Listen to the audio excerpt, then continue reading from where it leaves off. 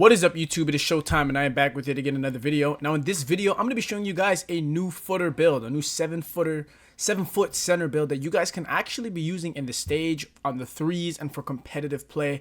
Now I personally have been playing a lot of stage recently. I feel like now that I'm nearing it to starter 3, I know especially after I hit starter 3, I'll definitely only be playing stage. I just want my build to be a little bit better, but I still play stage regardless. These 7-foot builds are a serious problem. Even insides are becoming a serious problem, and the way the game is being played, and I thought, why not create one and recreate one based on one that I versed. If I were to make a 7-foot build for competitive play or just for 3v3 for the stage, it would probably look like this. I know typically in the stage, usually the go-to builds are 6-7 poppers. If you do go inside, typically I see 6'9" insides, but I'm telling you, 7-foot center builds are a serious problem this year, as they were last year. I know I didn't play much of the game last year, but they were a serious problem when I was playing. I'm gonna show you guys the builds you guys can use for it. So please do like, comment, subscribe, all the good stuff, and let's get straight into it. Now for the position you guys want to go, you guys can go center or power forward. Maybe go center just in case you do decide one day to take this to the 5s court for rec or whatever. It's up to you. I'd probably just go center just in case. And then for the height, you guys can go 7 foot. That's the height of the build. And then with the weight, you guys want to go 263. And then for the wingspan, I go max. So this is going to be the custom template. Now for this part of the video, feel free to slow it down, pause, do whatever you guys got to do to make sure you guys get exactly the build I'm doing. Now let's do the quick breakdown for the standing dunk. The first thing we're going to go is 90 standing dunk off the rip. This is going to grant us all the standing contact dunk builds in the game and also rise upon gold. Now you guys do have a choice to make this 95 and get rise up Hall of Fame. I will show you guys your choice. Just a few ways you can make this build, and I'm going to give you guys a choice and show you guys what I'm personally going to be doing. But we're going to go 90, and that's pretty much it for now. Now with the 3-point, you guys want to go 70. So this build can literally do it all. 7 foots are very OP because 6'7" builds, 6'8", 6'9", they're all very limited. 7 foot just get more attribute points to spread around, so your build can always just do more, and I think that's what makes these builds so problematic. Then for the mid-range, you guys can go 78 so we can get that set shot specialist on silver, and here you guys have the shooting. So the build is already going to finish under the rim especially well. And remember guys, when you're playing competitive, especially on the 3v3, you're not really driving, dunking, you're not doing too much, you're really just setting screens, popping and slipping. So standing dunk is going to let you finish under the rim very well. Not very often when you find yourself driving dunk, doing a lot of driving dunk animations. 60 is more than enough, especially for a 7-footer. Most of the time you're going to be dunking under the basket. Tis why I recommend you guys have your standing dunk this high and not care too much for driving dunk. Now for the pass accuracy, I have this at a 75. This is also something that's very nice about 7-footers, man. They actually get pass accuracies on my on the shorter center builds, which I still believe are meta. You don't really, there's a lot you have to trade to be able to have such a good shooting ability, finishing ability, and pass accuracy. So, like I said, 7-footers just they just have their way. Like, they really can just do so much with a 7-foot center. Now with the let's do the steal. For the steal, I went 67 because I did want glove. Typically on a 7-footer, I wouldn't care for things like glove or a high steal, but this is threes you're playing. You have to be able to get interceptor in the lanes, and also glove is very useful on the inbound. Sometimes I get these random steal animations. I do love having glove personally. If I could have it higher on this build, I would, but you can't. Especially interceptor, I would love to have that higher, but you can't. But you're already always in the lane. I'm telling you, being 7 foot, you're always in the lane just by your frame. You literally sometimes get lane steals or interceptions just by standing in the lane because you're so tall and the ball would just hit off you and you get a random steal animation. Now with the perimeter defense, I have mine up at a 61. And with the block, you guys can have that at a 84. And then your interior, you can have that at a 71. Remember, this is more for 3v3 gameplay, so not very many people are taking post scorers or paint mashers. Also, interior defense is broken, meaning people with a 99 interior, 99 block are still getting scored on in the paint. 2K has not fixed this issue, and not sure if they will buff paint defense, but currently having your interior defense and block pretty low is the meta, only because you're saving points and you're not being rewarded for having them any higher.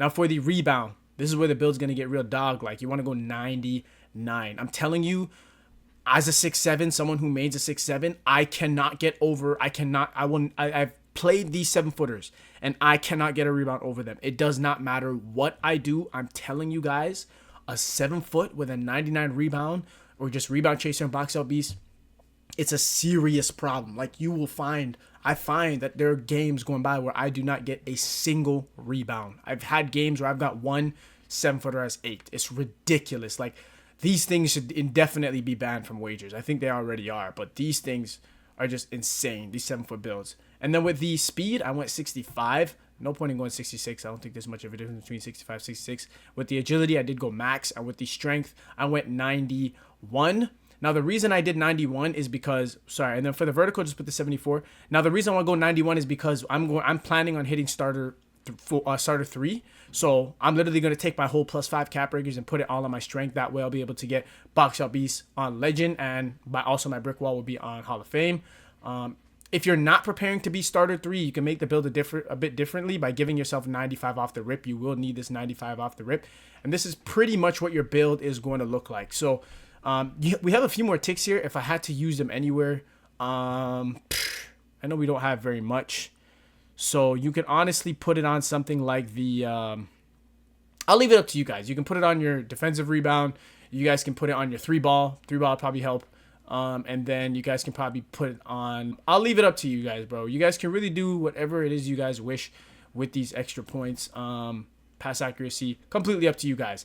Now, if you're going to, now, like I said, I always do 2 versions of one build in my videos. If you're planning on being starter 3 for the +5 cap breakers, or you're already starter 3, this is the way you want to make the build. Follow as I'm doing. It makes the build way, way, way better, which is why I highly recommend all of you guys play until you're starter 3 and don't make a lot of these builds until you're starter 3 to save yourself time and, more importantly, money. So what you want to do is bring your strength to a 91.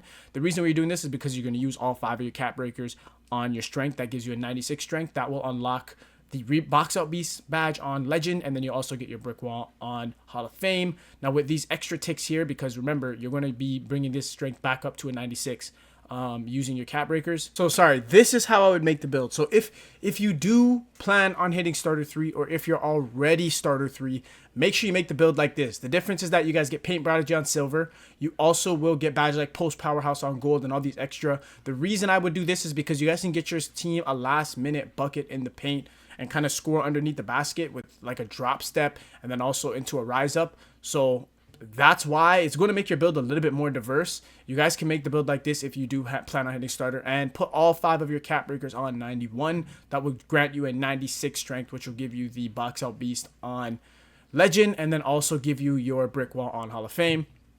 If you don't want to do it like this, the other way I will recommend you guys make this build. If you don't care for post control, especially if you're playing 3v3 and you're playing in the stage and you feel as if, you know what, I really won't be using that too much. I believe it's good because it will give you a fail-safe option for a last-minute bucket on someone. You can drop step, finish under. Is you could just bring your standing dunk to a 95 for rise up Hall of Fame, and then you could also just use your max tier 1 badge for rise up on legend. So I'll leave it up to you guys. Those are the 2 options you guys can do.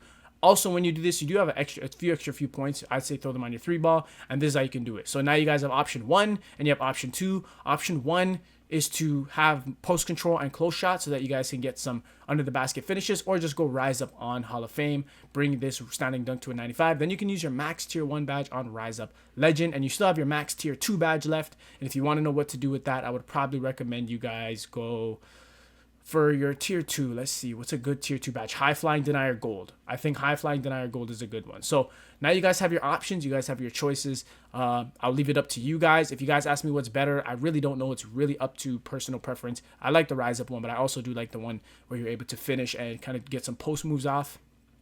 But the name of this build is the Inside the Arc Board Hunter. I've faced this build numerous times. Oh man, just a problem. So I appreciate you guys who made it towards the end of the video. If you will, please do leave a like, comment, and subscribe, and I will see you guys in the next one.